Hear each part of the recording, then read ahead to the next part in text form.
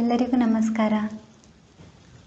ಸನಾತನ ಸಂಸ್ಥೆ ಮತ್ತು ಹಿಂದೂ ಜನಜಾಗೃತಿ ಸಮಿತಿಯು ಆಯೋಜಿಸಿರುವ ಇವತ್ತಿನ ಭಾವಸತ್ಸಂಗಕ್ಕೆ ನಾನು ನಿಮ್ಮೆಲ್ಲರನ್ನು ಹಾರ್ದಿಕವಾಗಿ ಸ್ವಾಗತಿಸ್ತೇನೆ.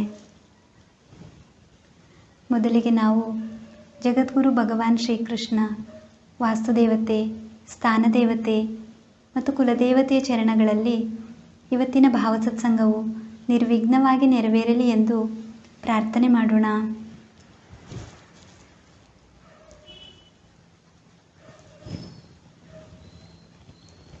ಈಗ ನಾವು ಸರ್ವ ವಿಘ್ನಹರ್ತನಾಗಿರುವ ಶ್ರೀ ಗಣೇಶನಿಗೆ ಶ್ಲೋಕದ ಮೂಲಕ ವಂದನೆಯನ್ನು ಸಲ್ಲಿಸೋಣ.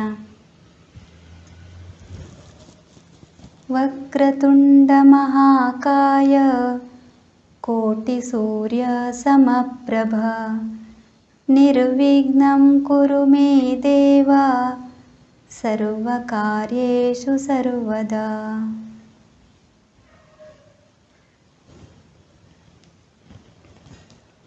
ಇವತ್ತಿನ ಭಾವಸತ್ಸಂಗವನ್ನು ಆರಂಭ ಮಾಡೋ ಮುಂಚೆ ನಾವು ಆರಂಭದಲ್ಲಿಯೇ ಭಗವಂತನ ಅನುಭವವನ್ನು ಮಾಡಲಿಕ್ಕೆ ಪ್ರಯತ್ನ ಮಾಡೋಣ.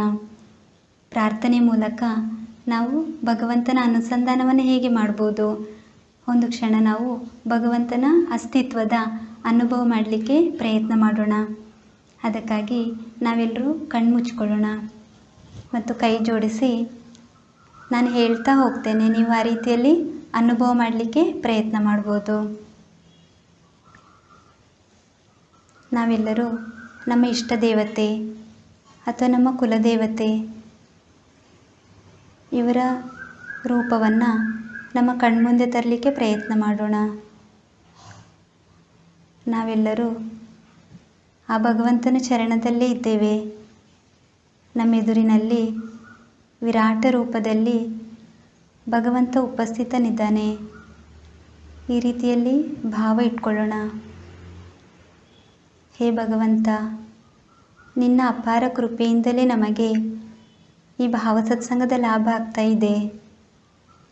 ಈ ಭಾವಸತ್ಸಂಗದ ಮಾಧ್ಯಮದಿಂದ ನೀನು ನಮಗೆ ನಿನ್ನ ಅನುಸಂಧಾನವನ್ನು ಹೇಗೆ ಮಾಡಬೇಕೆಂದು ಕಲಿಸಿಕೊಡುತ್ತಿದ್ದೀಯಾ. ನಿನ್ನ ಈ ಅಖಂಡ ಕೃಪೆಗೆ ನಿನ್ನ ಚರಣಗಳಲ್ಲಿ ನಾವು ಕೃತಜ್ಞರಾಗಿದ್ದೇವೆ. ಸರ್ವವ್ಯಾಪಿಯಾಗಿರುವ ಹೇ ಭಗವಂತ, ನಾವೆಲ್ಲರೂ ಆ ಭಗವಂತನ ಚರಣವನ್ನು ನಮ್ಮ ಕಣ್ಮುಂದೆ ತಂದು ಅವನ ಚರಣವನ್ನು ಸ್ಪರ್ಶ ಮಾಡಲಿಕ್ಕೆ ಪ್ರಯತ್ನ ಮಾಡೋಣ. ನಾವೆಲ್ಲರೂ ಹೀಗೆ ಅನುಭವ ಮಾಡೋಣ. ನಾವೆಲ್ಲರೂ ಗಟ್ಟಿಯಾಗಿ ಆ ಭಗವಂತನ ಚರಣವನ್ನು ಹಿಡಿದುಕೊಂಡಿದ್ದೇವೆ. ನಮಗೆಲ್ಲರಿಗೂ ಸಹ ಆ ಭಗವಂತನ ಚರಣದ ಸ್ಪರ್ಶದ ಅನುಭವ ಆಗ್ತಾ ಇದೆ. ಈ ರೀತಿಯಲ್ಲಿ ನಾವು ಅನುಭವ ಮಾಡೋಣ. ಈ ಅನುಭವದೊಂದಿಗೆ ನಾವು ಭಗವಂತನ ಚರಣಗಳಲ್ಲಿ ಪ್ರಾರ್ಥನೆ ಮಾಡೋಣ.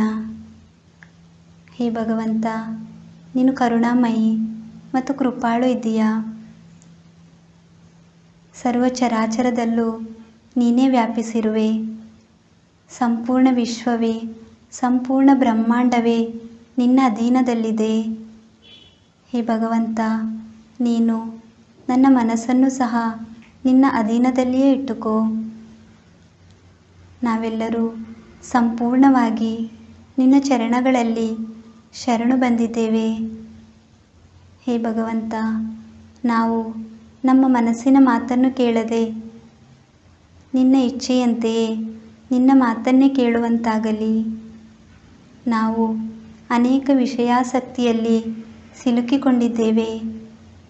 ನಾವೆಲ್ಲಿಯೂ ಸಿಲುಕದೆ ಕೇವಲ ನಿನ್ನಲ್ಲೇ ಸಿಲುಕುವಂತೆ ಮಾಡು. ಹೇ ಭಗವಂತ, ನಾವು ಜನ್ಮಕ್ಕೆ ಬರುವಾಗ ಅನೇಕ ಭಾರವನ್ನು ಹೊತ್ಕೊಂಡು ಬಂದಿದ್ದೇವೆ. ಈ ಭಾರದಿಂದಾಗಿ ನಮಗೆ ನಿನ್ನ ವಿಸ್ಮರಣೆಯೇ ಆಗ್ತಾ ಇದೆ. ಹೇ ಭಗವಂತ, ನಿನ್ನ ಚೈತನ್ಯದಿಂದ ಈ ಭಾರವನ್ನು ನಷ್ಟ ಮಾಡು. ನೀನೇ ನಮಗೆ ಶಕ್ತಿ ಮತ್ತು ಚೈತನ್ಯವನ್ನು ಕರುಣಿಸು. ನಾವೆಲ್ಲರೂ ನಿನ್ನ ಚರಣಗಳಲ್ಲಿ ಸಂಪೂರ್ಣವಾಗಿ ಶರಣಾಗಿದ್ದೇವೆ. ಭಗವಂತನ ಚರಣವನ್ನು ಅನುಭವ ಮಾಡ್ತಾ ನಾವೆಲ್ಲರೂ ಈಗ ಭಗವಂತನ ಶ್ರೀಚರಣಗಳಿಗೆ ಕೃತಜ್ಞತೆಯನ್ನು ವ್ಯಕ್ತ ಮಾಡೋಣ. ವೀಕ್ಷಕರೇ, ನಾವೀಗ ಭಾವದ ಒಂದು ಅನುಭವವನ್ನು ಮಾಡಿದ್ವಿ.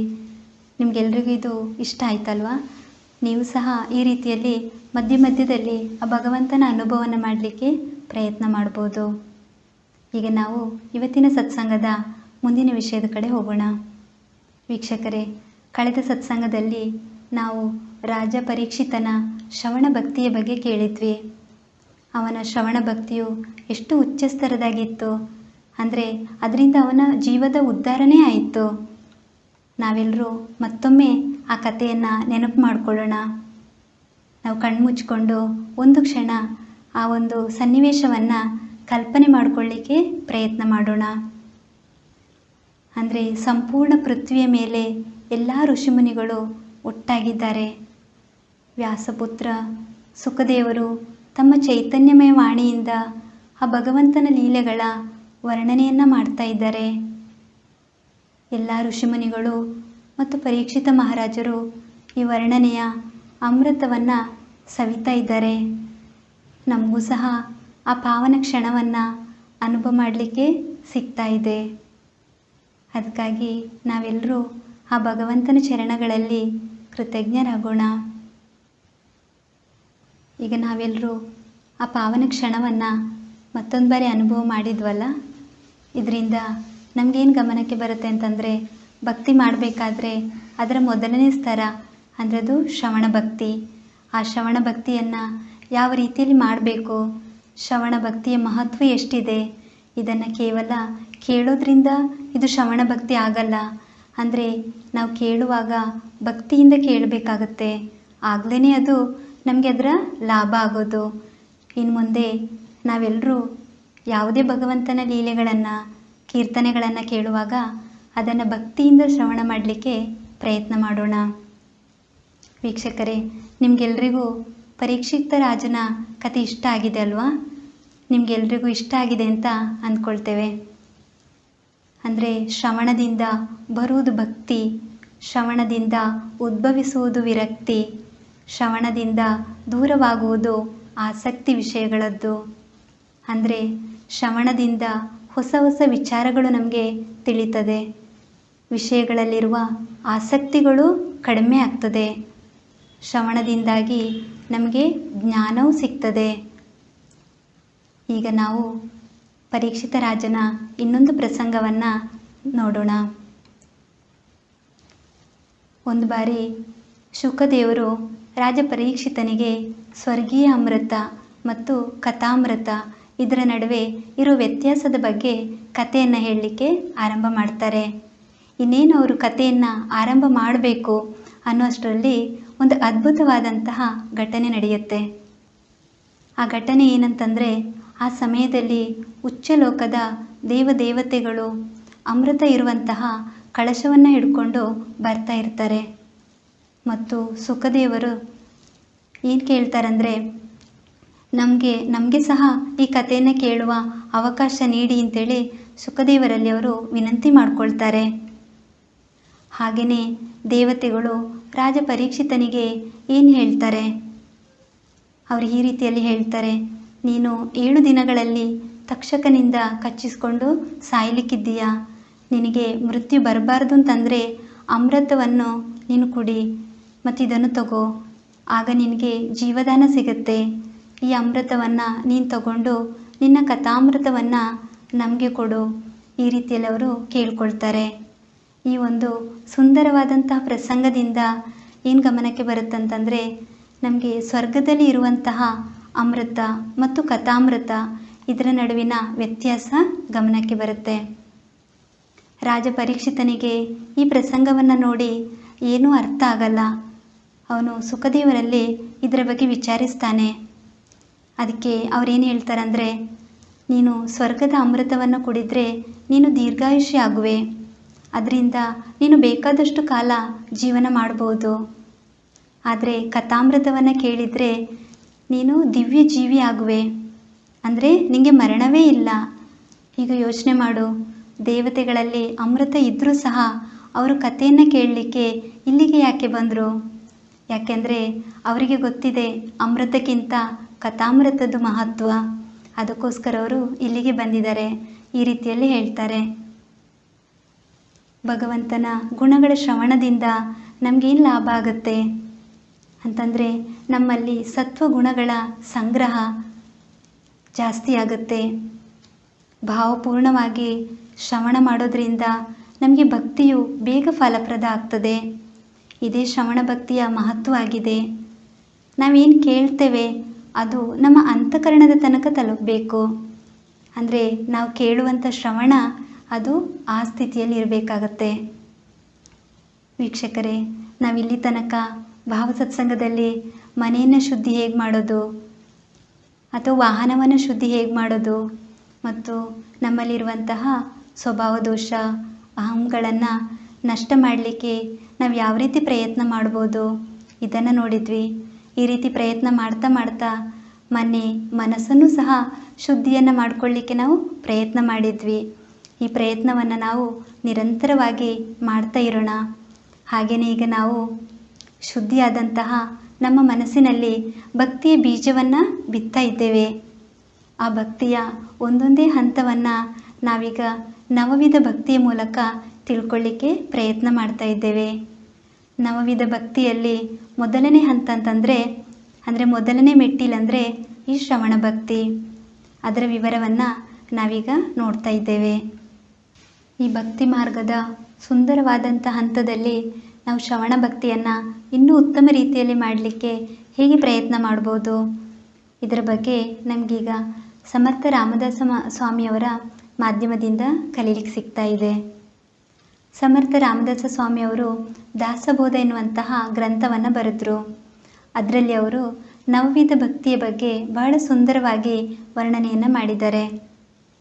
ಒಮ್ಮೆ ಒಬ್ಬ ಶಿಷ್ಯ ಸಮರ್ಥ ರಾಮದಾಸ ಸ್ವಾಮಿಯವರಲ್ಲಿ ಭಕ್ತಿ ಮಾರ್ಗವನ್ನು ಹೇಗೆ ಆಚರಣೆಗೆ ತರಬೇಕು ಇದರ ಬಗ್ಗೆ ಬಂದು ಕೇಳ್ತಾನೆ. ಅವನು ಯಾವ ರೀತಿಯಲ್ಲಿ ಕೇಳ್ತಾನೆ ಅಂತಂದರೆ, ಹೇಗೆ ಮಾಡಬೇಕು ಭಗವಂತನ ಭಜನೆಯನ್ನು, ಎಲ್ಲಿಡಬೇಕು ಮನಸ್ಸನ್ನು, ಭಗವತ್ ಭಜನೆಯ ಲಕ್ಷಣಗಳನ್ನು ನನಗೆ ತಿಳಿಸ್ಕೊಡಿ. ಈ ರೀತಿಯಲ್ಲಿ ಅವನು ಬಂದು ಕೇಳ್ತಾನೆ. ಅವನು ಎಷ್ಟು ಅರ್ಥಭಾವದಿಂದ ಕೇಳ್ತಾನೆ ಅಂತಂದರೆ, ಅವನು ಪ್ರಶ್ನೆಯನ್ನು ಕೇಳ್ತಾ ಗದ್ಗದಿತನಾಗಿ ಸಮರ್ಥರ ಚರಣಗಳನ್ನು ಗಟ್ಟಿಯಾಗಿ ಹಿಡ್ಕೊಳ್ತಾನೆ.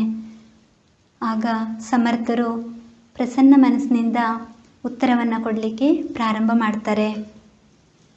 ಅವರು ಉತ್ತರವನ್ನು ಕೊಡ್ತಾ ಏನು ಹೇಳ್ತಾರೆ ಅಂತಂದರೆ, ಶ್ರವಣ ಮಾಡೋದು ಸಾಧನೆಯ ಮುಖ್ಯ ಸಾಧನ ಅಂತ ಹೇಳ್ತಾರೆ. ಅನೇಕ ವಿಷಯಗಳನ್ನು ಶ್ರವಣ ಮಾಡಬೇಕು.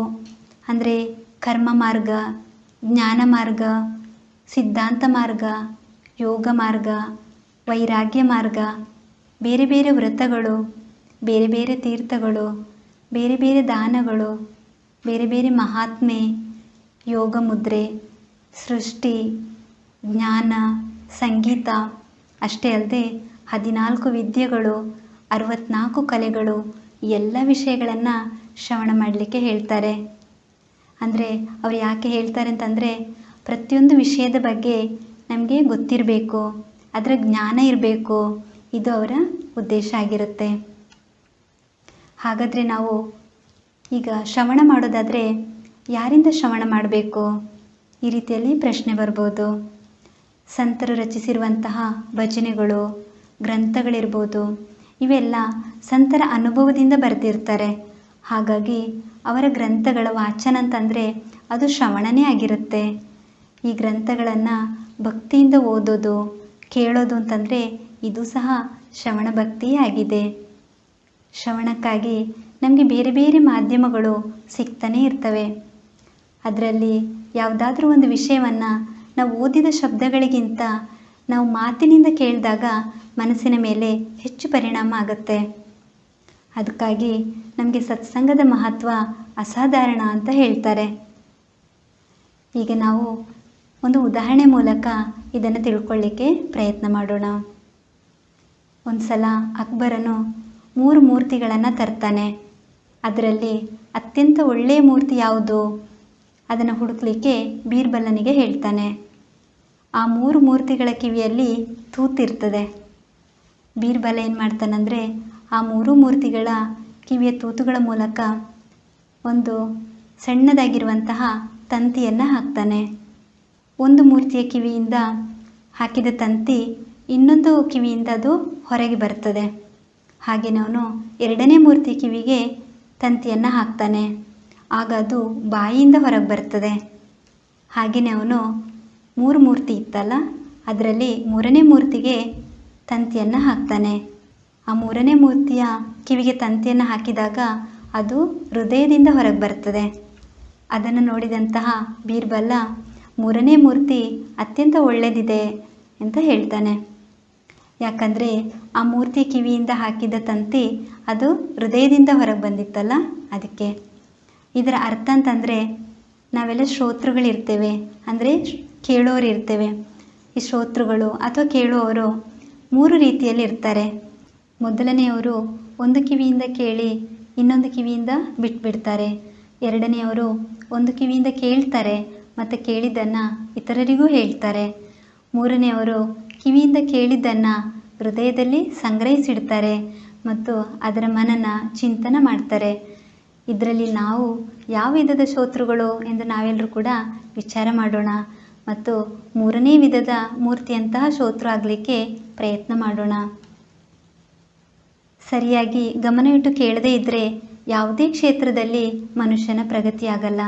ಹಾಗಾಗಿ ಎಲ್ಲರೂ ಸ್ವತಃ ಚಿಂತನೆಯನ್ನು ಹೇಗೆ ಮಾಡಬೇಕು ಅಂತಂದರೆ ಪ್ರತಿಯೊಂದು ವಿಷಯವನ್ನು ಕೇಳುವಾಗ ನಿಜವಾಗಿಯೂ ಅಂತಃಕರಣದಿಂದ ಕೇಳಬೇಕು. ಎಲ್ರಿಗೂ ಈ ಕತೆ ಅರ್ಥ ಆಯ್ತಲ್ಲ? ನಿಮಗೆಲ್ರಿಗೂ ಇಷ್ಟ ಆಗಿದೆ ಅಂತ ಅಂದ್ಕೊಳ್ತೇನೆ. ಶ್ರವಣ ಅಂತಂದರೆ ಕೇಳಿದ್ದನ್ನು ಆಚರಣೆಯಲ್ಲಿ ತರುವಂಥದ್ದು. ಶ್ರವಣವು ಭಕ್ತಿ ಮಾರ್ಗದ ಪ್ರವೇಶ ದ್ವಾರ ಅಂತ ಹೇಳ್ಬೋದು. ಶ್ರವಣ ಶಬ್ದದ ಅರ್ಥ ಕೇಳುವುದು ಅಂತ ನಾವು ಹೇಳ್ತೇವೆ.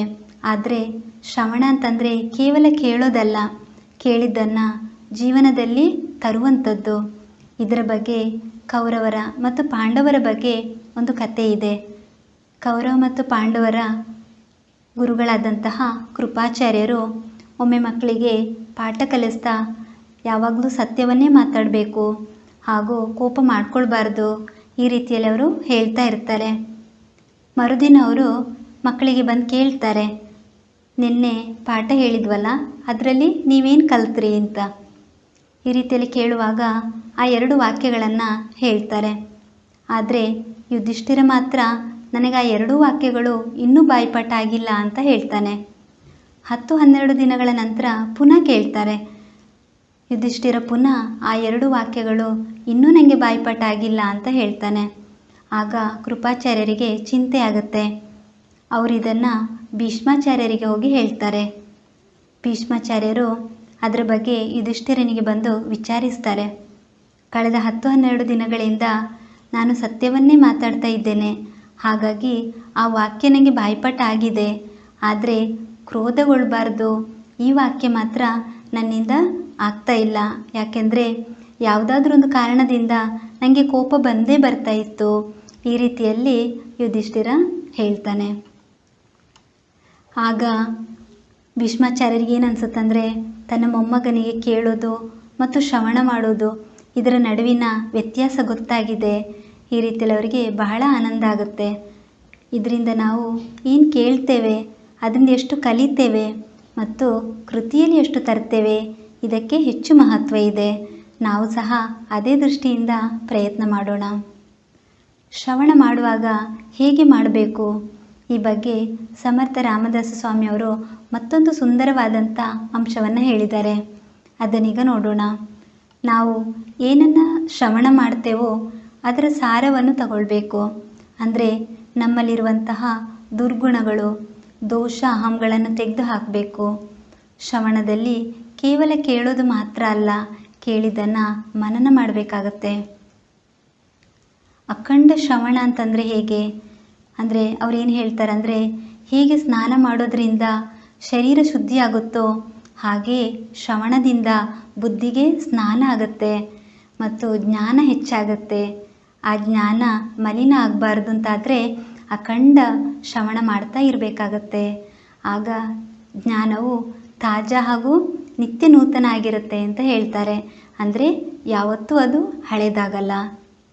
ಈಶ್ವರನಂತೂ ನಮಗೆ ಬೇರೆ ಬೇರೆ ಸತ್ಸಂಗಗಳ ಮಾಧ್ಯಮದಿಂದ ಅಖಂಡ ಜ್ಞಾನವನ್ನು ನೀಡ್ತಾನೇ ಇದ್ದಾನೆ. ನಾವು ಅದರಿಂದ ನಿಯಮಿತವಾಗಿ ಲಾಭವನ್ನು ತಗೊಳ್ತಾ ಇದ್ದೇವೆ. ಹಾಗಾಗಿ ನಾವು ಸತ್ಸಂಗದ ಮೂಲಕ ಇದರ ಹೆಚ್ಚೆಚ್ಚು ಲಾಭವನ್ನು ತಗೊಳ್ಳಿಕ್ಕೆ ಪ್ರಯತ್ನ ಮಾಡೋಣ. ಶ್ರವಣದಿಂದ ನಮ್ಮ ದೋಷಗಳು ಸಹ ದೂರ ಆಗುತ್ತೆ. ಇದನ್ನು ನೋಡೋದಾದರೆ ಶ್ರವಣದ ನಿಜವಾದ ಲಾಭ ಅಂತಂದರೆ ನಮ್ಮಲ್ಲಿರುವ ದುರ್ಗುಣಗಳು ಯಾವುವು ಇದನ್ನು ಸ್ಪಷ್ಟವಾಗಿ ನಮಗೆ ಗೊತ್ತು ಮಾಡಲಿಕ್ಕೆ ಸಾಧ್ಯ ಆಗುತ್ತೆ ಮತ್ತು ಅದನ್ನು ದೂರಗೊಳಿಸಲಿಕ್ಕೆ ಉಪಾಯ ಸಹ ನಮಗೆ ಹೊಳೆಯುತ್ತೆ. ಶ್ರವಣ ಮತ್ತು ಮನನ, ನಿಜ ಧ್ಯಾಸದಿಂದ ಸಮಾಧಾನ, ಮಿಥ್ಯ ಕಲ್ಪನೆಯ ಅರಿವು ದೂರ ಆಗ್ತದೆ. ಶ್ರವಣದಿಂದ ಮನನವಾದಾಗಲೇ ನಾನು ಯಾರು ಇದೊಂದು ತಿಳ್ಕೊಳ್ಳುವಂಥ ಒಂದು ಕುತೂಹಲ ನಮ್ಮಲ್ಲಿ ಹೆಚ್ಚಾಗುತ್ತೆ. ಮನಸ್ಸು ಚಿಂತನಾಶೀಲ ಆಗುತ್ತೆ. ಸಮಾಧಾನದ ಮಾರ್ಗ ಮುಕ್ತವಾಗ್ತದೆ. ಮಿಥ್ಯ ಕಲ್ಪನೆಯ ಅರಿವು ದೂರ ಆಗ್ತದೆ. ಅಂದರೆ ಶ್ರವಣದಿಂದ ನಕಲಿ ಭ್ರಮೆ ನಾಶ ಆಗ್ತದೆ ಅಂತ ಹೇಳ್ಬೋದು. ಶ್ರವಣದಿಂದ ನಮಗೆ ಸಿಕ್ಕಿದ ಜ್ಞಾನದಿಂದ ನಮ್ಮ ಅಜ್ಞಾನ ಸಹ ದೂರ ಆಗ್ತದೆ. ನಮ್ಮ ಅಜ್ಞಾನ ಅಂತಂದರೆ ಯಾವುದು? ನಮ್ಮಲ್ಲಿರುವಂಥ ಅಹಮೇ ನಮ್ಮಲ್ಲಿರುವ ಅಜ್ಞಾನ ಆಗಿದೆ. ನಮ್ಮ ಅಹಂನಿಂದಾಗಿ ನಾವು ಯಾವಾಗಲೂ ಹೇಗೆ ವಿಚಾರ ಮಾಡ್ತೇವೆ ಅಂತಂದರೆ ನಂದೆಲ್ಲ ಸರಿ ಇದೆ, ನಂದು ಪ್ರಯತ್ನ ಚೆನ್ನಾಗಿ ಆಗ್ತಾ ಇದೆ, ಈ ಒಂದು ಭ್ರಮೆಯಲ್ಲಿರ್ತೇವೆ. ಈ ವಿಚಾರಗಳಿಂದಾಗಿ ನಾವು ಎಲ್ಲಿ ತಪ್ತಾ ಇದ್ದೇವೆ ಇದರ ಕಡೆ ಸಹ ನಮಗೆ ಗಮನ ಹೋಗಲ್ಲ. ಆದರೆ ಬೇರೆ ಬೇರೆ ಮಾಧ್ಯಮಗಳಿಂದ ನಾವೇನನ್ನು ಶ್ರವಣ ಮಾಡ್ತೇವೋ ಅದರಿಂದ ನಮಗೆ ಅನೇಕ ಒಳ್ಳೆಯ ವಿಷಯಗಳು ಕಲೀಲಿಕ್ಕೆ ಸಿಗ್ತಾ ಇರುತ್ತೆ. ಏನಾದರೂ ಒಳ್ಳೆಯದನ್ನು ಕೇಳಿದ ನಂತರ ಅದರಿಂದ ಏನು ಲಾಭ ಆಗುತ್ತೆ ಅಂದರೆ ನಿಜವಾದ ಜ್ಞಾನ ನಮಗೆ ಸಿಕ್ಕಿದ್ರಿಂದ ಮನುಷ್ಯ ನಿಜವಾದ ಅರ್ಥದಲ್ಲಿ ನಿದ್ದೆಯಿಂದ ಎಚ್ಚರಗೊಳ್ತಾನೆ. ಅಂದರೆ ಅವನ ಜೀವನದಲ್ಲಿ ಬೆಳಕು ಮೂಡುತ್ತೆ ಅಂತ ಹೇಳ್ಬೋದು. ಅದೇ ರೀತಿ ಇಂದು ಭಾವಸತ್ಸಂಗದಲ್ಲಿ ಶ್ರವಣ ಭಕ್ತಿ ವಿಷಯದಲ್ಲಿ ನಿಜವಾದ ಅರ್ಥದಲ್ಲಿ ಜ್ಞಾನ ಸಿಕ್ಕಿದ ಕಾರಣ ನಮ್ಮ ಜೀವನದಲ್ಲಿಯೂ ಸಹ ಬೆಳಕು ಮೂಡಿದಂತಾಗಿದೆ. ಅಂದರೆ ಭಗವಂತ ಇಂದು ನಮ್ಮ ಜೀವನದಲ್ಲಿ ಸುಪ್ರಭಾತವನ್ನೇ ಮಾಡಿದ್ದಾನೆ. ಹಾಗಾಗಿ ನಾವು ಈ ಶ್ರವಣೇಂದ್ರಿಯಗಳಿಗೆ ಕೃತಜ್ಞತೆಯನ್ನು ಹೇಳಲೇಬೇಕು. ಯಾಕಂದರೆ ಇದೆಲ್ಲ ಆಗಬೇಕಾದ್ರೆ ನಾವೊಂದು ಮಹತ್ವದ ಅಂಶವನ್ನು ಮರಿಬಾರ್ದು. ಅದೇ ನಮ್ಮ ಶ್ರವಣೇಂದ್ರಿಯಗಳಿಗೆ ಹೇಳುವಂಥ ಕೃತಜ್ಞತೆ. ಈ ಶ್ರವಣ ಭಕ್ತಿಯನ್ನು ಮಾಡಲಿಕ್ಕೆ ಭಗವಂತ ನಮಗೆ ಪಂಚ ಜ್ಞಾನೇಂದ್ರಿಯಗಳಲ್ಲಿ ಒಂದಾಗಿರುವಂತಹ ಶ್ರವಣೇಂದ್ರಿಯವನ್ನು ನೀಡಿದ್ದಾನೆ. ಇದರ ಬಗ್ಗೆ ನಾವೆಷ್ಟು ಕೃತಜ್ಞತೆ ಹೇಳಿದರೂ ಕೂಡ ಕಡಿಮೆನೇ ಇದೆ. ಒಂದು ವೇಳೆ ನಮಗೆ ಶ್ರವಣೇಂದ್ರಿಯ ಅಂದರೆ ಕಿವಿಗಳೇ ಇಲ್ಲದೆ ಇದ್ದರೆ ಹೇಗಾಗ್ತಾ ಇತ್ತು? ಇದರ ವಿಚಾರವನ್ನು ಮಾಡಿದರೆ ನಿಜವಾಗ್ಲೂ ನಮಗೆ ಭಗವಂತನ ಬಗ್ಗೆ ತುಂಬ ಕೃತಜ್ಞತೆ ಅನಿಸುತ್ತೆ. ಈ ಭಾವಸತ್ಸಂಗದಲ್ಲಿ ವಿಶ್ವಪಾಲಕ ಈಶ್ವರನಿಂದ ಶ್ರವಣ ಭಕ್ತಿಯ ರೂಪದಲ್ಲಿರುವ ಆ ಭಕ್ತಿಯ ಮೊದಲ ಎಸಳು ಈಗ ತೆರೆಯಲ್ಪಡ್ತು. ಭಗವಂತ ನಮಗೆ ನವವಿಧ ಭಕ್ತಿಯ ರೂಪದಲ್ಲಿರುವ ಸುಂದರವಾದಂತಹ ದೈವಿ ಪುಷ್ಪವನ್ನು ನೀಡಿದ್ದಾರೆ. ಇದರ ಮೊದಲನೇ ಎಸಳು ದಿವ್ಯ ಅನುಭೂತಿಯನ್ನು ನೀಡುವಂಥದ್ದಾಗಿದೆ. ಮೊದಲನೇ ಎಸಳು ಇಷ್ಟೊಂದು ಸುಂದರ ಇದೆ. ಈ ಒಂದೇ ಎಸಳಿನಿಂದ ನಾವು ಈಶ್ವರನ ಚರಣಗಳಲ್ಲಿ ಹೇಗೆ ತಲುಪಬಹುದು? ಇದರ ಮಾರ್ಗವನ್ನು ಈಶ್ವರನು ನಮಗೆ ತೋರಿಸ್ಕೊಟ್ಟಿದ್ದಾನೆ. ಈ ಮೊದಲನೇ ಎಸಳು ಅಂದರೆ ಈ ಶ್ರವಣ ಭಕ್ತಿ ಎಷ್ಟು ಆನಂದಮಯವಾಗಿತ್ತಂದರೆ ಎರಡನೇ ಎಸಳು ಇನ್ನೆಷ್ಟು ವಿಶಿಷ್ಟವಾಗಿರ್ಬೋದು. ಆ ಎಸಳಿನ ನಿರ್ಮಲತೆಯನ್ನು ಅನುಭವಿಸಲಿಕ್ಕೆ ಹಾಗೂ ಅದನ್ನು ತಿಳ್ಕೊಳ್ಳಿಕ್ಕೆ ಪ್ರತಿಯೊಬ್ಬರಲ್ಲಿಯೂ ಕೂಡ ಉತ್ಸುಕತೆ ನಿರ್ಮಾಣ ಆಗಿರ್ಬೋದು. ಈಗ ನಾವು ಕೃತಜ್ಞತಾ ಭಾವದಿಂದ ಅದನ್ನು ತಿಳ್ಕೊಳ್ಳೋಣ. ನವವಿಧ ಭಕ್ತಿಯ ಶ್ರವಣ, ಕೀರ್ತನ ಇವು ಸೃಷ್ಟಿಯ ಕ್ರಮದಂತೆ ಇದೆ. ಅಂದರೆ ಮನುಷ್ಯನು ಜನ್ಮಕ್ಕೆ ಬಂದಾಗ ಶ್ರವಣದಿಂದ ಕಲೀಲಿಕ್ಕೆ ಆರಂಭ ಮಾಡ್ತಾನೆ. ಶ್ರವಣದ ನಂತರ ಕೀರ್ತನ ಅಂದರೆ ಮಾತನಾಡಲಿಕ್ಕೆ ಕಲಿತಾನೆ. ಅದರಿಂದನೇ ನವವಿಧ ಭಕ್ತಿಯಲ್ಲಿ ಎರಡನೇ ಭಕ್ತಿ ಅಂತಂದರೆ ಕೀರ್ತನ ಭಕ್ತಿ. ಇಂದು ಭಗವಂತ ಈ ಭಾವಸತ್ಸಂಗದ ಮಾಧ್ಯಮದಿಂದ ಕೀರ್ತನ ಭಕ್ತಿಯ ಎರಡನೇ ಎಸಳನ್ನು ಬಿಡಿಸಿಡ್ತಾ ಇದ್ದಾನೆ. ನವವಿಧ ಭಕ್ತಿಯಲ್ಲಿ ಸೇರಿದ ಕೀರ್ತನ ಭಕ್ತಿಯನ್ನು ಮಾಡುವಾಗ ನಮಗೆ ಶ್ರವಣ ಭಕ್ತಿಯ ಆಧಾರ ಪಡ್ಕೊಳ್ಬೇಕಾಗ್ತದೆ. ಅಂದರೆ ಶ್ರವಣ ಭಕ್ತಿಯ ಆಧಾರದ ಮೇಲೆ ನಾವು ಕೀರ್ತನ ಭಕ್ತಿಯನ್ನು ಮಾಡಲಿಕ್ಕಿದ್ದೇವೆ. ಕೀರ್ತನ ಭಕ್ತಿ ಅಂತಂದರೆ ಯಾರು ಭಗವಂತನ ಲೀಲೆಗಳ ಪ್ರತಿಯಾಗಿ ಅಂದರೆ ಅಖಂಡವಾಗಿ ತಿಳಿದಿರ್ತಾನೋ ಹಾಗೂ ಭಗವಂತನ ಲೀಲೆಗಳನ್ನು ಅಖಂಡವಾಗಿ ವರ್ಣಿಸ್ತಾನೋ ಅವನೇ ನಿಜವಾದ ಭಕ್ತ ಅಂತ ಹೇಳ್ಬೋದು. ಈಶ್ವರನ ಗುಣ, ರೂಪ, ಕಾರ್ಯ, ಕೀರ್ತಿ, ಆ ಭಗವಂತನ ಶಕ್ತಿ, ಭಗವಂತನ ಮಹಿಮೆ, ಅವನ ಲೀಲೆಗಳನ್ನು ಬೇರೆಯವರಿಗೆ ಹೇಳದ ಹೊರತು ಆ ಭಕ್ತನಿಗೆ ನೆಮ್ಮದಿನೇ ಇರಲ್ಲ. ಇದನ್ನೇ ಕೀರ್ತನ ಭಕ್ತಿ ಅಂತ ಹೇಳ್ತಾರೆ. ಭಗವಂತನ ನಾಮ, ಭಗವಂತನ ಲೀಲೆ, ಅವನ ಗುಣಗಳು ಇತ್ಯಾದಿಗಳನ್ನು ಉಚ್ಚ ಸ್ವರದಲ್ಲಿ ಕಥನ ಮಾಡುವುದನ್ನೇ ಕೀರ್ತನೆ ಅಂತ ಹೇಳ್ತಾರೆ. ನಿಜವಾದ ಭಕ್ತನಿಗೆ ಜನರ ಎದುರು ನಿರಂತರವಾಗಿ ಈಶ್ವರನ ಗುಣಗಾನವನ್ನು ಮಾಡ್ತಾ ಇರಬೇಕು ಅಂತ ಅನಿಸುತ್ತೆ. ಅವನು ಹೇಳೋದು ಕೊನೆ ಆಗೋದೇ ಇಲ್ಲ. ಯಾಕಂದರೆ ಅವನ ಮನಸ್ಸಿನಲ್ಲಿ ನಿರಂತರವಾಗಿ ಆ ಭಗವಂತನ ವಿಚಾರಗಳೇ ಬರ್ತಾ ಇರುತ್ತೆ. ಸಾಕಾರ ರೂಪದಲ್ಲಿರುವ ಆ ಭಗವಂತನ ಸರ್ವಗುಣ ಸಂಪನ್ನನಾಗಿರ್ತಾನಲ್ಲ, ಅವನ ಬಗ್ಗೆ ಅವನಿಗೆ ಗುಣಗಾನ ಮಾಡ್ತಾನೇ ಇರಬೇಕು ಅಂತ ಅನಿಸುತ್ತೆ. ಅವನ ಅನೇಕ ಗುಣಗಳನ್ನು ಎಷ್ಟು ಹೇಳಿದರೂ ಅವನಿಗೆ ಸಾಕಾಗಲ್ಲ.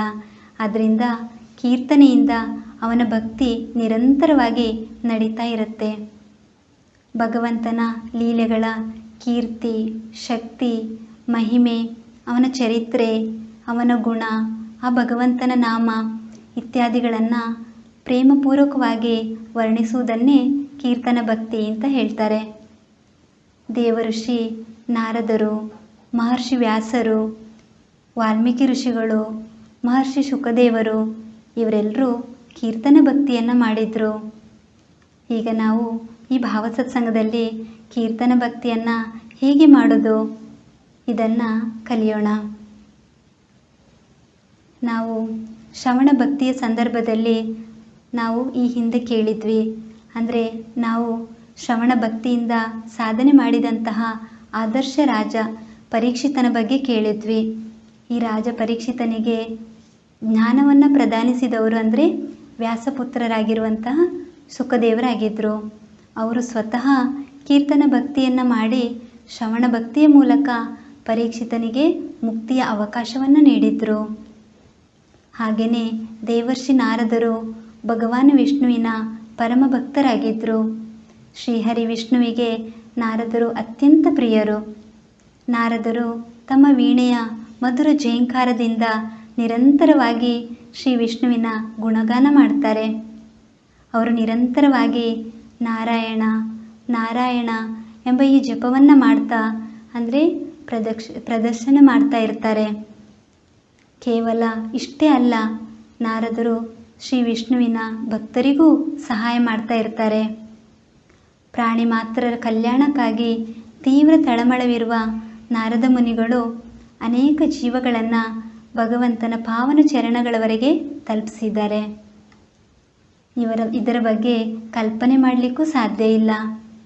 ದೇವರ್ಷಿ ನಾರದರು ಭಕ್ತ ಪ್ರಹ್ಲಾದ, ಭಕ್ತ ಅಂಬರೀಷ ಹಾಗೂ ಬಾಲಕ ಧ್ರುವನಂತಹ ಭಕ್ತರಿಗೆ ಉಪದೇಶವನ್ನು ನೀಡಿ ಅವರಿಗೆ ಭಕ್ತಿ ಮಾಡಲಿಕ್ಕೆ ಪ್ರೇರಣೆಯನ್ನು ನೀಡಿದರು.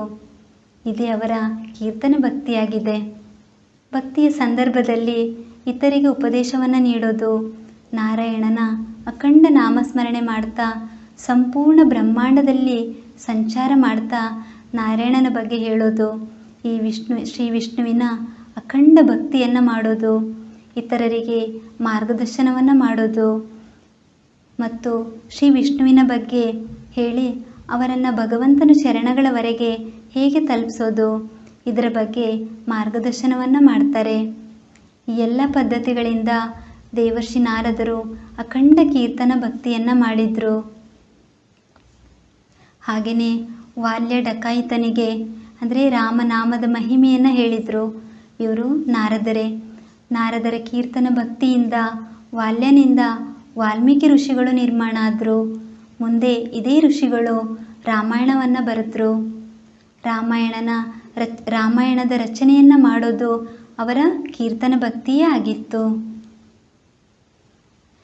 ಹಾಗೆಯೇ ವ್ಯಾಸರು ಮಹಾಭಾರತವನ್ನು ಬರೆದಿದ್ದಾರೆ. ಅವರು ಒಂದು ವೇದವನ್ನು 4 ಭಾಗಗಳಲ್ಲಿ ವಿಭಜನೆಯನ್ನು ಮಾಡಿದ್ದಾರೆ. ಅವರು ಎಲ್ಲ ಪುರಾಣಗಳ ಆದ್ಯಕರ್ತರಾಗಿದ್ದಾರೆ. ಹೀಗೆ ಅವರ ಮೂಲಕ ನಮಗೆ ವೇದ ಪುರಾಣಗಳ ಮಾಧ್ಯಮದಿಂದ ದೊರೆತ ಜ್ಞಾನದಿಂದನೇ ಹಾಗೂ ಅವರ ಮಹಾನ್ ಗ್ರಂಥ ರಚನೆಯ ಕಾರಣದಿಂದ ಅವರನ್ನು ಆದಿಗುರು ಅಂತ ಹೇಳ್ತಾರೆ. ಇದು ಅವರ ಕೀರ್ತನ ಭಕ್ತಿಯೇ ಆಗಿದೆ. ಹಾಗೆ ಮಹರ್ಷಿ ಶುಕದೇವರು, ಮಹರ್ಷಿ ವ್ಯಾಸರು, ವಾಲ್ಮೀಕಿ ಋಷಿ ಹಾಗೂ ದೇವರ್ಷಿ ನಾರದರು ಕೀರ್ತನ ಭಕ್ತಿಯನ್ನು ಮಾಡಿದರು. ಅವರ ಕೀರ್ತನ ಭಕ್ತಿಯ ಮಾಧ್ಯಮದಿಂದ ಈಶ್ವರನು ನಮಗೆ ಕೀರ್ತನ ಭಕ್ತಿಯನ್ನು ಹೇಗೆ ಮಾಡ್ಬೋದು ಎಂಬುದನ್ನು ಹೇಳಲಿಕ್ಕೆ ಇಷ್ಟಪಡ್ತಾ ಇದ್ದಾನೆ. ನಾವೆಲ್ಲರೂ ಕೂಡ ಈ ಕೀರ್ತನ ಭಕ್ತಿಯನ್ನು ಯಾವ ರೀತಿಯಲ್ಲಿ ಮಾಡ್ಬೋದು ಇದನ್ನು ಕಲಿಯೋಣ. ನಾವೆಲ್ಲರೂ ಕೂಡ ಈಗ ನಮ್ಮ ಮನಸ್ಸಿನಲ್ಲಿಯೇ ಅಂದರೆ ನಾರದ ಮುನಿಗಳ ಬಗ್ಗೆ ಒಂದು ಭಾವಾರ್ಚನೆಯನ್ನು ಮಾಡಲಿಕ್ಕೆ ಪ್ರಯತ್ನ ಮಾಡೋಣ. ಅಂದರೆ ನಾವೆಲ್ಲರೂ ಕೂಡ ಈ ರೀತಿಯಲ್ಲಿ ಕಲ್ಪನೆ ಮಾಡೋಣ. ನಮಗೆ ಕೀರ್ತನ ಭಕ್ತಿಯ ಬಗ್ಗೆ ಹೇಳಲಿಕ್ಕೆ ಸಾಕ್ಷಾತ್ ನಾರದ ಮಹರ್ಷಿಗಳೇ ಬರಲಿಕ್ಕಿದ್ದಾರೆ. ಈಗ ನಾವು ಕಣ್ಮುಚ್ಕೊಂಡು ಮಹರ್ಷಿ ನಾರದರ ಅನುಭವವನ್ನು ಮಾಡಲಿಕ್ಕೆ ಪ್ರಯತ್ನ ಮಾಡೋಣ. ನಾವೆಲ್ಲೂ ಪ್ರಾರ್ಥನೆ ಮಾಡ್ತಾ ಇದ್ದೇವೆ. ಸಾಕ್ಷಾತ್ ಭಗವಂತನ ಅಸ್ತಿತ್ವವನ್ನು ಅನುಭವ ಮಾಡಿದಂತಹ ನಾರದ ಮಹರ್ಷಿಗಳ ಅಸ್ತಿತ್ವದ ಅನುಭವ ಮಾಡಲಿಕ್ಕೆ ನಾವೆಲ್ಲೂ ಪ್ರಯತ್ನ ಮಾಡೋಣ. ನಾವೆಲ್ಲರೂ ಅವರ ಚರಣಗಳಲ್ಲಿ ಪ್ರಾರ್ಥನೆ ಮಾಡೋಣ. ಮಹರ್ಷಿಗಳ ಸ್ಮರಣೆ ಮಾಡ್ತಾ ಇದ್ದ ಹಾಗೆ ನಮಗೆಲ್ರಿಗೂ ಕೂಡ ಮಹರ್ಷಿ ವ್ಯಾಸರು, ಸುಖದೇವರು, ವಾಲ್ಮೀಕಿ ಇವರೆಲ್ಲರ ನೆನಪಾಗ್ತಾ ಇದೆ. ಇವರೆಲ್ಲರೂ ಭಗವಂತನ ಅಖಂಡ ಕೀರ್ತನೆ ಭಕ್ತಿಯನ್ನು ಮಾಡಿ ಭಗವಂತನ ಸ್ಮರಣೆಯಲ್ಲೇ ತಲ್ಲೀನರಾದರು. ನಾವೆಲ್ಲರೂ ಸಹ ಅವರ ಸ್ಮರಣೆಯನ್ನು ಮಾಡ್ತಾ ಅವರ ಆ ಕೀರ್ತನ ಭಕ್ತಿಯು ನಮ್ಮಲ್ಲೂ ಬರಲಿ ಎಂದು ಪ್ರಾರ್ಥನೆಯನ್ನು ಮಾಡ್ತಾ ಇದ್ದೇವೆ. ನಾವೆಲ್ಲರೂ ನಾರದ ಮಹರ್ಷಿಗಳ ಸ್ಮರಣೆಯನ್ನು ಮಾಡ್ತಾ ಇದ್ದ ಹಾಗೆ ನಮಗೆಲ್ರಿಗೂ ಸಹ ನಾರಾಯಣ ನಾರಾಯಣ ಅನ್ನುವಂತಹ ಆ ನಾಮಸ್ಮರಣೆಯು ಕೇಳಿ ಬರ್ತಾ ಇದೆ. ನಾವೆಲ್ಲರೂ ಸಹ ನೋಡ್ತಾ ಇದ್ದ ಹಾಗೆ ಮಹರ್ಷಿ ನಾರದರ ಆಗಮನವಾಗಿದೆ. ನಾವೆಲ್ಲರೂ ಸಹ ಕೈ ಜೋಡಿಸಿ ಮಹರ್ಷಿ ನಾರದರಲ್ಲಿ ಪ್ರಾರ್ಥನೆಯನ್ನು ಮಾಡ್ತಾ ಇದ್ದೇವೆ. ಅವರಿಗೆ ನಮಸ್ಕಾರವನ್ನು ಮಾಡ್ತಾ ಇದ್ದೇವೆ. ಮಹರ್ಷಿ ನಾರದರು ನಮ್ಮೆಲ್ಲರನ್ನ ನೋಡಿ ನಮ್ಮೆಲ್ಲರಿಗೂ ಕೀರ್ತನ ಭಕ್ತಿಯನ್ನು ಕಲಿಯುವಂತಹ ಉತ್ಸಾಹ ಇರುವುದನ್ನು ನೋಡಿ ಅವರಿಗೂ ಆನಂದ ಆಗ್ತಾ ಇದೆ. ನಾವೆಲ್ಲರೂ ನಾರದ ಮಹರ್ಷಿಗಳಲ್ಲಿ ಪ್ರಾರ್ಥನೆ ಮಾಡ್ತಾ ಇದ್ದೇವೆ.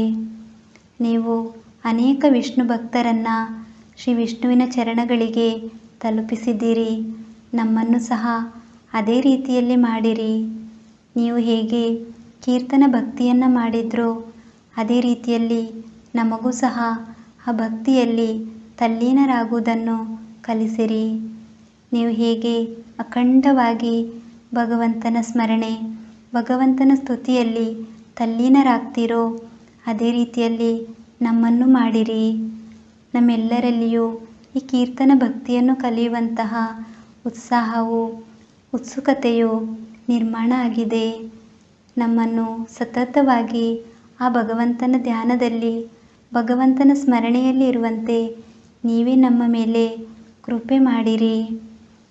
ಈಗ ನಮಗೆಲ್ರಿಗೂ ಮಹರ್ಷಿ ನಾರದರ ಅಸ್ತಿತ್ವದ ಅನುಭವ ಆಗ್ತಾ ಇದೆ. ನಮಗೆಲ್ರಿಗೂ ಅವರು ಕೀರ್ತನ ಭಕ್ತಿಯನ್ನು ಯಾವ ರೀತಿ ಮಾಡುವುದೆಂದು ಭಾವ ಸತ್ಸಂಗದ ಮೂಲಕ ಕಲಿಸಿಕೊಡಲಿಕ್ಕಿದ್ದಾರೆ. ಅವರು ಕೇವಲ ಕೀರ್ತನ ಭಕ್ತಿಯನ್ನು ಸ್ವತಃ ಮಾಡಲಿಲ್ಲ, ಅವರ ಕೀರ್ತನೆಯನ್ನು ಮಾಡುವುದೇ ಇದು ಭಕ್ತಿಯಾಗಿದೆ.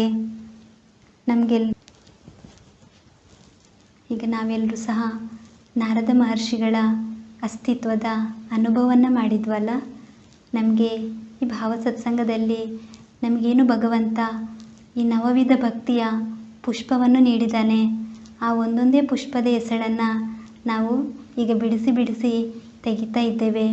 ಮತ್ತು ಆ ಒಂದೊಂದೇ ಹೆಸಳಿನಿಂದ ನಮಗೇನು ಆ ಭಕ್ತಿಯ ಆನಂದ ಸಿಗ್ತಾ ಇದೆ ಅದೆಲ್ಲವನ್ನು ನಾವು ಅನುಭವಿಸ್ತಾ ಇದ್ದೇವೆ. ಈಗಾಗಲೇ ನಾವು ಆ ಪುಷ್ಪದ ಅಂದರೆ ಮೊದಲನೇ ಹೆಸಳನ್ನು ನಾವೀಗ ಅನುಭವಿಸಿದ್ದೇವೆ. ಅದರಲ್ಲಿ ಎರಡನೇ ಎಸಳನ್ನು ನಾವು ಈ ಭಾವ ಸತ್ಸಂಗದಲ್ಲಿ ಅನುಭವಿಸಲಿಕ್ಕಿದ್ದೇವೆ.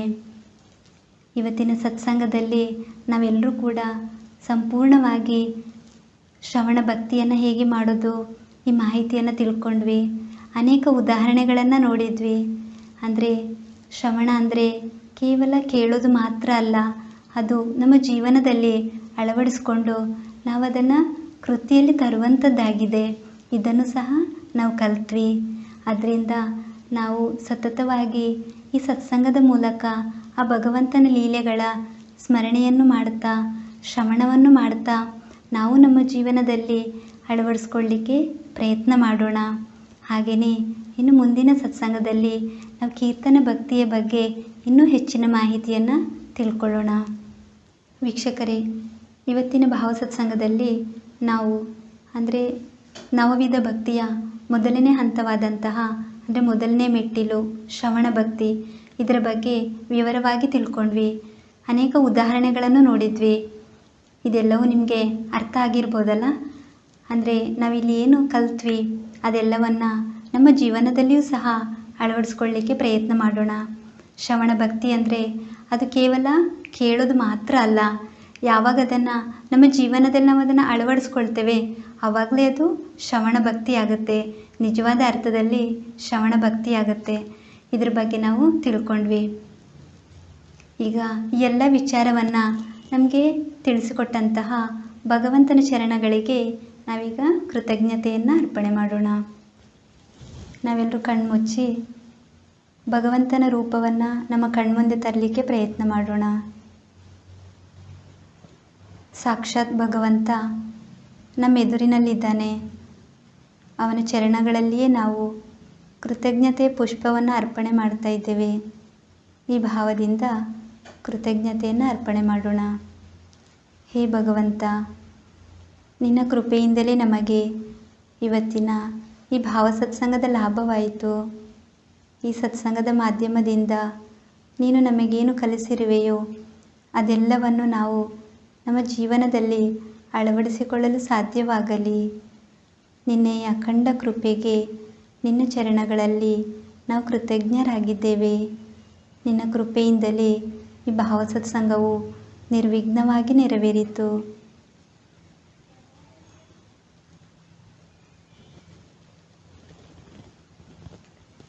ವೀಕ್ಷಕರೇ, ಇವತ್ತಿನ ಸತ್ಸಂಗ ನಿಮಗೆ ಹೇಗೆ ಅನಿಸಿತ್ತು? ನಿಮ್ಮ ಅನಿಸಿಕೆ, ನಿಮ್ಮ ಅನುಭವಗಳನ್ನು ಖಂಡಿತವಾಗಿ ನಮಗೆ ಬರೆದು ಕಳಿಸಿ. ನೀವು ಅನಿಸಿಕೆಯನ್ನು ಬರೆಯುವಾಗ ನಿಮ್ಮ ಹೆಸರು ಮತ್ತು ಸಂಪರ್ಕ ಕ್ರಮಾಂಕವನ್ನು ಕಮೆಂಟ್ ಬಾಕ್ಸ್ನಲ್ಲಿ ಬರೀಲಿಕ್ಕೆ ಮರಿಬೇಡಿ. ಇನ್ನಷ್ಟು ವಿಚಾರಗಳೊಂದಿಗೆ ಇನ್ನೂ ಭಾವದ ಮುಂದಿನ ವಿಧಗಳ ಬಗ್ಗೆ ನಾವು ಮುಂದಿನ ಸತ್ಸಂಗದಲ್ಲಿ ಮತ್ತೆ ತಿಳ್ಕೊಳ್ಳೋಣ. ಅಲ್ಲಿವರೆಗೆ ಎಲ್ರಿಗೂ ನಮಸ್ಕಾರ. ಸನಾತನದ ಅಮೂಲ್ಯ ಗ್ರಂಥ ಸಂಪತ್ತು, ಆಚಾರ ಧರ್ಮ ಪಾಲನೆ,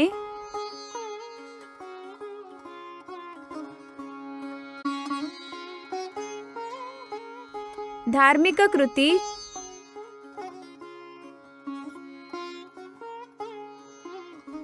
ದೇವತೆಗಳ ಉಪಾಸನೆ,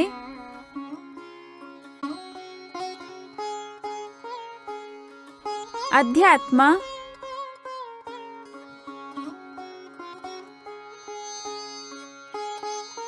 ಸಾಧನೆ, ಮಕ್ಕಳ ಪೋಷಣೆ,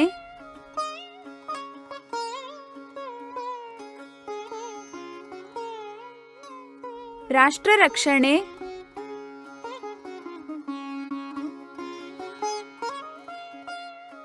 ಮುಂತಾದ ವಿಷಯಗಳ ಬಗ್ಗೆ ಜ್ಞಾನ ಜ್ಯೋತಿ ಬೆಳಗಿಸುವ ಸನಾತನದ ಗ್ರಂಥಗಳು. ಅವಶ್ಯವಾಗಿ ಓದಿರಿ ಸನಾತನದ ಗ್ರಂಥಗಳು. ತಾವೂ ಓದಿರಿ ಹಾಗೂ ಇತರರಿಗೂ ಓದಲು ನೀಡಿ ಧರ್ಮ ಕಾರ್ಯದಲ್ಲಿ ಪಾಲ್ಗೊಳ್ಳಿರಿ. ಈ ಗ್ರಂಥಗಳಿಗಾಗಿ ಸಂಪರ್ಕಿಸಿ 9342995299.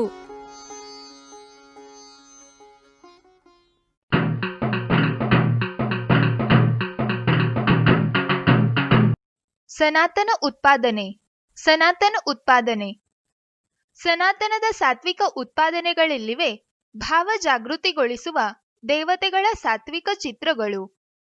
ಸಂತರ ಮಾರ್ಗದರ್ಶನಕ್ಕನುಸಾರವಾಗಿ ಮಾಡಿದ ದೇವತೆಯ ಮೂಲ ರೂಪಕ್ಕೆ ಹೆಚ್ಚು ಪ್ರಮಾಣದಲ್ಲಿ ಹೋಲುವ ಚಿತ್ರಗಳು.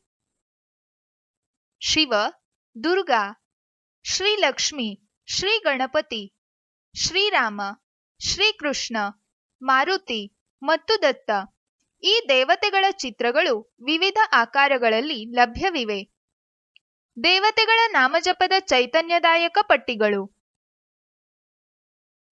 ಸಾತ್ವಿಕ ಅಕ್ಷರ ಮತ್ತು ಅದರ ಸುತ್ತಲೂ ಆಯಾಯ ದೇವತೆಯ ತತ್ವಕ್ಕೆ ಅನುರೂಪವಾಗಿರುವಂತಹ ಅಂಚನ್ನು ಹೊಂದಿದ ಸನಾತನ ನಿರ್ಮಿತ ನಾಮಜಪ ಪಟ್ಟಿಗಳು.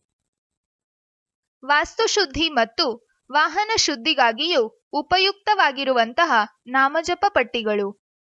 ಬಣ್ಣದ ಹಾಗೂ ಸ್ಟಿಕ್ಕರ್ ಸಹಿತ, ಅಲ್ಲದೆ ಸ್ಟಿಕ್ಕರ್ ರಹಿತ ಹೀಗೆ 2 ವಿಧಗಳಲ್ಲಿಯೂ ಲಭ್ಯ. ವಿವಿಧ ಭಾಷೆಗಳ 80ಕ್ಕೂ ಹೆಚ್ಚು ದೇವತೆಗಳ ನಾಮಜಪದ ಪಟ್ಟಿಗಳು ಲಭ್ಯ. ಸನಾತನ ನಿರ್ಮಿತ ದೇವತೆಗಳ ಸಾತ್ವಿಕ ಚಿತ್ರಗಳ ಪದಕಗಳು. ಶಕ್ತಿ, ಚೈತನ್ಯ, ಆನಂದ ಮತ್ತು ಶಾಂತಿಯ ಲಾಭ ದೊರಕಿಸಿಕೊಡುವ ದೇವತೆಗಳ ಸಾತ್ವಿಕ ಪದಕಗಳು. ಕೊರಳಿನಲ್ಲಿ ಹಾಕಿಕೊಳ್ಳುವ ಈ ಪದಕಗಳೆಂದರೆ ದೇವತೆಗಳ ಸಂರಕ್ಷಕ ಶಕ್ತಿಯ ಅನುಭೂತಿ. ಸನಾತನದ ಸಾತ್ವಿಕ ಉತ್ಪಾದನೆಗಳು ಮನೆಗೆ ಬರುತ್ತಲೇ ಲಭಿಸುವುದು ಚೈತನ್ಯ ಮತ್ತು ಹೆಚ್ಚುವುದು ಭಕ್ತಿಯ ಸಂಗ್ರಹ.